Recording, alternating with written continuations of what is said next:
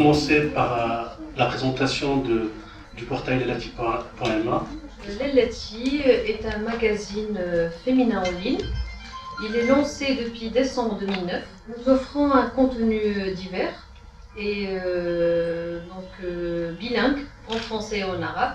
Parmi nos rubriques, nous avons beauté, mode, société marocaine.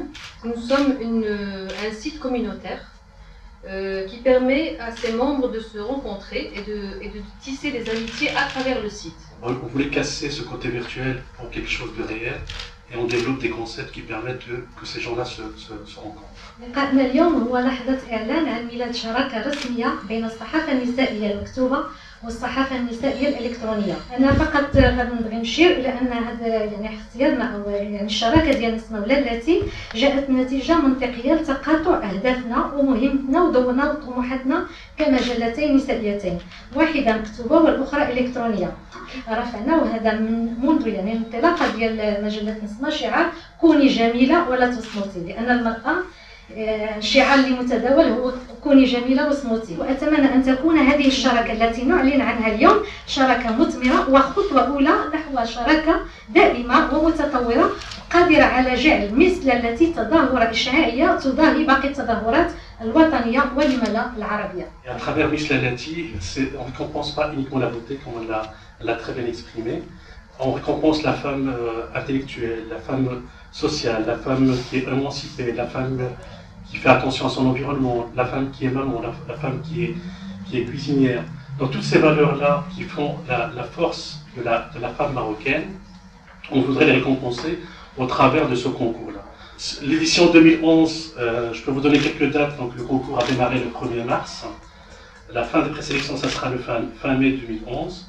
Le casting aura lieu du 24 au 26 juin 2011 et la soirée finale le 10 octobre qui est la journée nationale de la femme.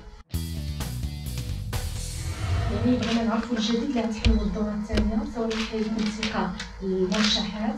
غيكون لي 3 étapes غيكون le vote sur le site، من بعد غيكون le casting كيف ما قال monsieur Amalik، من بعد غيكون la soirée finale. Juste l'événement lui-même, il sera un peu plus conséquent cette année-ci. Il va prendre plus d'ampleur en termes de communication, parce que là, la première année, on n'a pas eu cette possibilité de vraiment le communiquer à travers tout le Maroc.